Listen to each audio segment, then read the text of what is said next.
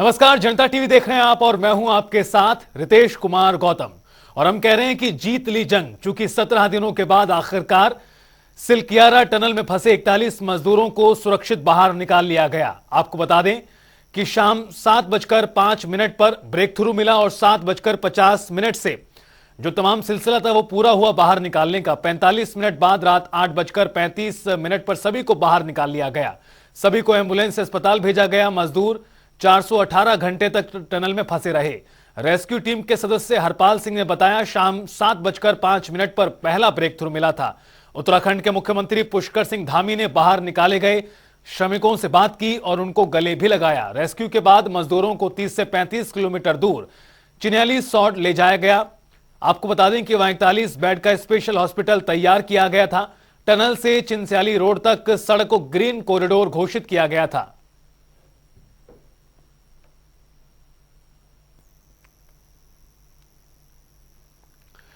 मुख्यमंत्री योगी आदित्यनाथ का ये एक्स पोस्ट आपको दिखा रहे हैं।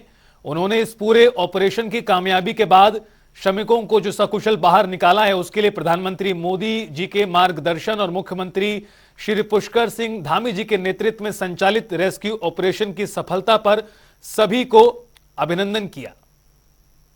मुझे बहुत खुशी है कि सिलकियारा टनल के हादसे के कारण जो 41 मजदूर फंसे हुए थे वो बाहर निकले और उनकी जान बची है। सभी एजेंसियों ने, विशेष रूप से पीएमओ के मार्गदर्शन में, भारत सरकार की सब एजेंसीज, उत्तराखंड सरकार और वहां की स्थानिक जनता और सब लोगों ने रात दिन मेहनत की, परिश्रम किए, अलग अलग पर्यायों पर काम किया और उसके बाद ये सफलता मिली है। ये बहुत गहरा संकट था, पहली बार इस प्रकार का अनुभव आया। इन लोगों की जान बची, उन लोगों को मैं बहुत बहुत शुभकामनाएं, शुभेच्छाएं देता हूं। और इसमें जान बचाने में जिन जिन भारत सरकार की एजेंसियों ने और राज्य सरकार की एजेंसियों ने और सभी हमारे इंजीनियर्स थे, रात दिन अपने जोखिम लेकर जो काम किया है, उन सबको भी बहुत बहुत धन्यवाद देता हूं, उनके आभार व्यक्त करता हूं। ये घटना ने भी हमको सीखने के लिए बहुत कुछ मिला है। अब हम लोग इसके बारे में टनल का सेफ्टी ऑडिट भी करने वाले हैं और टेक्नोलॉजी के साथ कैसे हम लोग ज्यादा से अच्छी टेक्नोलॉजी का उपयोग कर सके, ये भी कोशिश करेंगे। हिमालय का स्टाटा बहुत ही फ्राजिल है और इसीलिए स्वाभाविक रूप से वहाँ काम करना भी बहुत कठिन है, पर इसके ऊपर हमको उपाय ढूंढना होगा। हम निश्चित रूप से उपाय ढूंढेंगे। इसी विश्वास के साथ फिर से एक बार जिन जिन लोगों ने सहयोग किया उनको बहुत बहुत धन्यवाद। और विशेष रूप से जो मजदूर है उनके परिवारों को भी मेरी बहुत बहुत शुभकामनाएं, क्योंकि वो बेचारे वापस आए हैं। हमारे लिए, सबके लिए बहुत खुशी की बात है। उनके उज्जवल भविष्य की कामना। बहुत पूरे अभियान में लगे हुए सभी कर्मचारियों को, सभी कार्मिकों को, सभी विशेषज्ञों को, सभी हमारे वैज्ञानिकों को, सभी भारत सरकार की संस्थाओं को और एक एक व्यक्ति जो मीडिया से भी थे, उन समेत मैं सबका धन्यवाद करता हूं कि इस बहुत ही कठिन और चुनौतीपूर्ण काम को सभी लोगों ने अपना सहयोग प्रदान किया। और बहुत चुनौतीपूर्ण काम होते हुए भी प्रातःकाल और शाम दोनों टाइम हमारे प्रधानमंत्री आदरणीय मोदी जी लगातार इस रेस्क्यू अभियान की हमसे, सभी लोगों से लगातार जानकारी करते थे, लगातार अपना जो सहयोग देना था, जो उनका एक संबल था और उनका जो एक सहयोग और हम लोगों को जो भरोसा था और जो उन्होंने, मैं कहूं व्यक्तिगत रूप से उन्होंने मुझे एक काम भी दिया हुआ था, ये ड्यूटी दी थी कि किसी भी तरीके से इन सबका समन्वय करते हुए बाहर निकालना है। तो उनका अगर संबल न होता, उनका इतना जिस प्रकार से आज भारत सरकार की सारी हमारी एजेंसियां इस काम में लगी, तो निश्चित रूप से जो कठिन काम भी हमारे लिए आसान हो गया। मैं उनका भी धन्यवाद करता हूं कि और अभी भी उन्होंने, जैसे ही हमारे सभी श्रमिक भाई बाहर आए, उनका अभी दूरभाष पर फोन आया था और उन्होंने कहा कि सभी को मेडिकल उनका चेकअप ठीक से करना है, उनके परिजनों की सबकी कुशल क्षेम जानी, उनकी चिंता करनी है, उनके घरों तक ले जाने की उनकी व्यवस्था करनी है, सभी प्रकार से। उन्होंने संपूर्ण चिंता करने का काम किया है। हमारे और भी सभी लोग इस काम में लगे हुए थे और विशेषकर से उत्तराखंड के हमारे सभी देवी देवताओं का भी मैं उनको भी नमन करता हूं कि उन्होंने बहुत काम किया। हमारे राष्ट्रीय जो सड़क परिवहन मंत्रालय है उसमें आदरणीय गडकरी जी भी बीच में आए, उन्होंने भी यहाँ पर हर तरीके से इसको देखा और हमारे जनरल बीके सिंह जी, इनका मैं विशेष रूप से सबकी तरफ से और उत्तराखंड वासियों की तरफ से इनका मैं धन्यवाद इसलिए करता हूं कि एक कैंप बनाकर लगातार यहाँ पर रहे। हमारे देश में या विदेश में जिस भी चीज की हमको जरूरत थी वो प्रधानमंत्री जी के मार्गदर्शन से वो हमको मिली। कोई ऐसी चीज नहीं है, जितने साधन जुटाए गए हैं इतने साधन किसी और ऑपरेशन के अंदर नहीं जुटे होंगे। दूसरी चीज, सब चीजों के अंदर बहुत अच्छा कोऑर्डिनेशन था, वो अद्भुत था और ये ऑपरेशन सफल हुआ। जी, निश्चित ही एक चुनौतीपूर्ण और लंबा ऑपरेशन था और सभी के सहयोग से ये पूरा हो पाया। इसके लिए मैं जितनी टीम्स यहाँ पे काम कर रही थी उनका धन्यवाद करता हूँ। साथ ही साथ जो हमारे जनप्रतिनिधि हैं, हमारे उच्च अधिकारी हैं, भारत सरकार के अधिकारी हैं, सबका इसमें पूरा सहयोग और मार्गदर्शन मिला। इसके लिए मैं बहुत बहुत सभी का आभार व्यक्त करता हूँ। कितना रोल रहा, चूंकि वो मिनट टू मिनट जी, प्रधानमंत्री जी ने भी और माननीय मुख्यमंत्री जी ने भी इसकी प्रतिदिन और दिन में कई बार समीक्षा की, हर बार अपडेट लिया और जहां जो सहयोग की आवश्यकता थी पल भर भी अभी का समय नहीं लगा उस चीज की स्वीकृति मिलने में या रिसोर्स या संसाधन को मोबिलाइज करने में। सर, आगे मजदूरों को लेकर क्या प्लानिंग है? इस दुर्गम पहाड़ी क्षेत्र में जो आपने इंतजाम किया वो अद्भुत था और ऑपरेशन सफल हुआ, आगे की क्या योजना है? अभी उनका एक प्राथमिक चिकित्सा परीक्षण हुआ है अंदर टनल में ही और उसके उपरांत उनको हेल्थ फैसिलिटी भेजा गया है, वहां उनको अंडर ऑब्जर्वेशन रखा जाएगा और आगे चिकित्सकीय परामर्श के उपरांत ही अग्रिम कार्रवाई की जाएगी। जी, लेकिन जानकारी ये दिया जा रहा है कि सभी श्रमिक स्वस्थ हैं, ये बड़ी खबर है। सभी स्वस्थ हैं ऐसा प्रथम दृष्टया पाया गया। आगे क्या स्थिति है उसके लिए एक ऑब्जर्वेशन में उनको रखा जाएगा। सूचना है सभी श्रमिक स्वस्थ बताए जा रहे हैं, ये दूसरी बड़ी खबर है ऑपरेशन के बाद, रेस्क्यू ऑपरेशन के बाद। कहां लेकर गए हैं, क्या चिकित्सीय उपचार होगा, आगे की क्या योजना है? नहीं, देखिए, सभी का यहाँ पे प्राथमिक जो परीक्षण है, चिकित्सकीय परीक्षण वहाँ अंदर किया गया है। अब सभी को चिन्यालीसौड़ भेजा गया। बहरहाल सभी लोग स्वस्थ हैं जैसा बताया गया। कब तक उन्हें रिलीज कर दिया जाएगा अपने घर जाने को लेकर? अब आगे की कार्रवाई चिन्यालीसौड़ से करेंगे। मैं देख रहा हूँ ना अपनी उम्र की परवाह की, ना पहाड़ियों की ऊंचाई की परवाह की, और आज भारत दुनिया के महान रेस्क्यू ऑपरेशन में से एक को सफल कर दिखाया है। इसमें महती भूमिका किसकी रही? क्योंकि पीएमओ के फॉर्मर एडवाइजर, पीएमओ के डिप्टी सेक्रेटरी सभी इसमें लगे थे, मुख्यमंत्री और खुद प्रधानमंत्री मिनट टू मिनट इन्फॉर्मेशन ले रहे थे। ये पूरे भारत की जीत है और मुझे ये कहते हुए खुशी है कि इस जीत का श्रेय मैं पूरे भारत को देता हूं, क्योंकि उनके संबल से, उनकी प्रार्थनाओं से, उनके सहयोग से ही हम यहां तक पहुंच पाए हैं। लेकिन सर, ये पहाड़ी गूंज रहा था, मोदी है तो मुमकिन है, नरेंद्र मोदी के जयकारे से, धामी साहब के जयकारे से, और आप सभी सीनियर अधिकारियों के नाम से जयकारे लगाए जा रहे थे। देखिए, जय घोष तो जितना करें उतना कम है और प्रधानमंत्री मोदी जी का पूरा जो आशीर्वाद हमारे साथ रहा है उसका ही प्रतिफलन है कि हम आपके सामने उन 41 वर्कर्स को सुरक्षित ले आए। सफर को जानना होगा।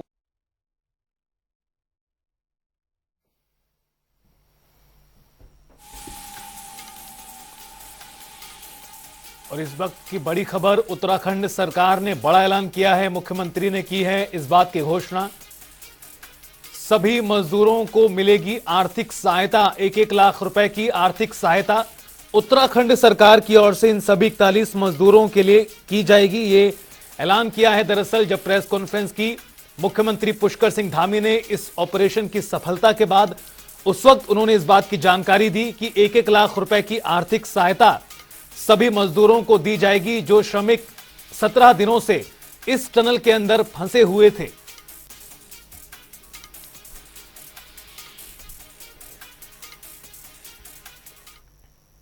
राष्ट्रीय लोकदल के विधायकों ने मुख्यमंत्री योगी आदित्यनाथ से गन्ना बकाया भुगतान की मांग की है, तो वहीं आरएलडी विधायक राजपाल बालियान ने सरकार पर गंभीर आरोप लगाए हैं। हमारे संवाददाता टीएन मिश्रा से खास बातचीत में उन्होंने क्या कुछ कहा, इस रिपोर्ट में देखिए।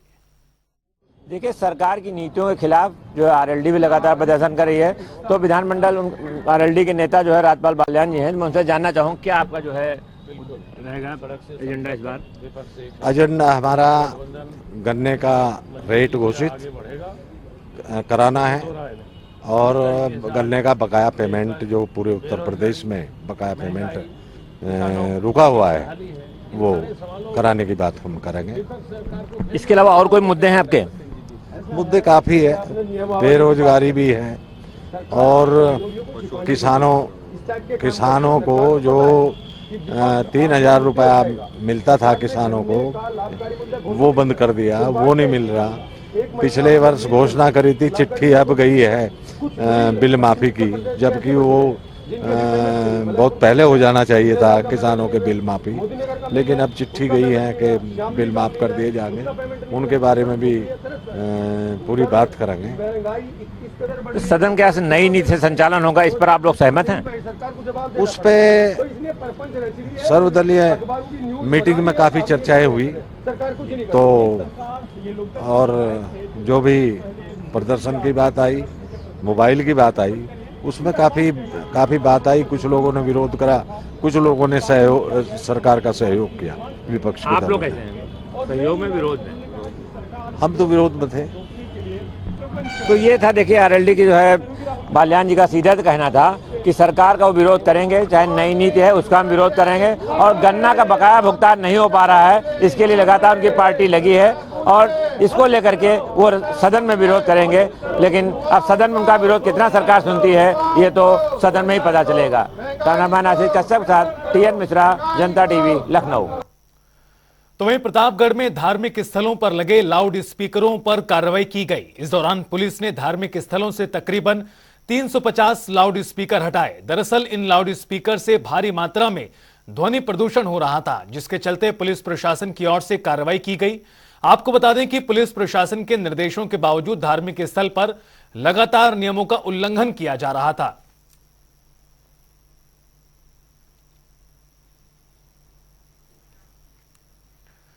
विधानसभा सत्र के पहले दिन लखनऊ पूर्वी से भाजपा विधायक रहे स्वर्गीय आशुतोष टंडन गोपाल के निधन पर शोक व्यक्त किया गया, श्रद्धांजलि दी गई। इसके साथ ही सदन में शोक प्रस्ताव पेश हुआ।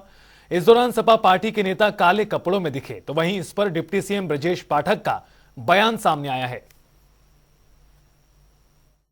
हम सब दुखी थे क्योंकि हमारे वर्तमान सदस्य स्वर्गीय आशुतोष टंडन जी का निधन हो गया था।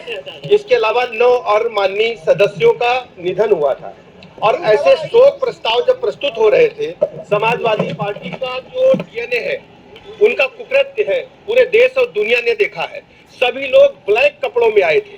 शोक प्रस्ताव में पहली बार है ये सदन में कि कोई पार्टी काले कपड़े पहन करके प्रदर्शन कर रही है। ये बहुत ही दुखद घटना है। पूरा देश इनकी कुकृत्यों की वजह से शर्मसार हुआ है। यदि कोई वर्तमान सदस्य हमारे पूर्व सदस्य का देहावसान पर कोई शोक प्रस्ताव विधानसभा किसी भी सदन में आता है, आज तक ऐसी घटना नहीं देखी। समाजवादी पार्टी ने आज कुकृत्य किया है, इन्हें प्रदेश की जनता कभी माफ नहीं करेगी। हम इसकी कड़ी निंदा करते हैं प्रदेश के 24 करोड़ लोगों की तरफ से। उत्तर प्रदेश में विधानमंडल का शीतकालीन सत्र आज से आगाज हो चुका है। आज शीतकालीन सत्र के पहले दिन भूतपूर्व सदस्यों के निधन पर मुख्यमंत्री योगी आदित्यनाथ ने श्रद्धांजलि दी। प्रदेश सरकार की ओर से 29 नवंबर को वित्तीय वर्ष 2023-24 का पहला अनुपूरक बजट पेश किया जाएगा। 4 दिवसीय सत्र 1 दिसंबर तक होगा। तो वहीं बजट को लेकर योगी सरकार के मंत्रियों ने क्या कहा, सुनिए। शीतकालीन सत्र इस बार ऐतिहासिक होगा क्योंकि अब तक का सबसे बड़ा बजट पेश होने जा रहा है। हमारे साथ मंत्री दानिश आजाद अंसारी सर हैं। सर, क्या लगता है कि इस बजट इतने बड़े बजट पेश करने जा रहे हैं, तब भी विपक्ष कह रहा हंगामा करेंगे, कानून व्यवस्था पर सवाल उठाएंगे, बेरोजगारी पर सवाल उठाएंगे? देखिए, विपक्ष हंगामा इसलिए करना चाहता है कि विपक्ष नहीं चाहता कि उत्तर प्रदेश डेवलपमेंट की तरफ आगे बढ़े। उत्तर प्रदेश विकास की तरफ आगे बढ़े, उत्तर प्रदेश के नौजवानों को हाथों को हमारी योगी सरकार मजबूत कर पाए। विपक्ष ने हमेशा ये कोशिश की है कि प्रदेश के डेवलपमेंट में बाधा बने, और जनता लेकिन इनके असली चाल चरित्र और चेहरे को जानती है। जनता जानती है कि विपक्ष को जनता से जुड़े मुद्दे से कहीं कोई मतलब नहीं। विपक्ष केवल और केवल अपने राजनीतिक स्वार्थ के लिए जो है ये राजनीति कर रही है। अब की जो बड़ा बजट पेश होने जा रहा है, क्या लगता है उसमें 2022 के संकल्प पत्र के वायदे भी पूरे किए जाएंगे? आप देखिए, भारतीय जनता पार्टी ने जो जो वादा जनता से किया था, हमारे उत्तर प्रदेश की योगी सरकार लगातार उन वादों को पूरा करने के लिए काम कर रही है। चाहे नौजवानों को सशक्त करने की बात हो, महिलाओं के उत्थान की बात हो, किसानों के विकास की बात हो, प्रदेश के जो नौजवान हैं उनके उत्थान की बात हो, हर कसौटी पे हमारी योगी सरकार खरी उतरी है। तो ये दानिश आजाद अंसारी थे जिनका साफ तौर से कहना था कि इस बार का जो बजट सत्र होगा उसमें तमाम जो 2022 के संकल्प पत्र के जो वायदे थे वो भी पूरे किए जाएंगे, और विपक्ष लगातार हंगामा कर रहा है ताकि उत्तर प्रदेश से विकास न हो, कानून व्यवस्था बिगड़े, इन सब चीजों को लेकर लगातार विपक्ष हंगामा करने की कोशिश करेगा। कैमरा पर्सन आशीष के साथ रूप सिंह, जनता टीवी, लखनऊ।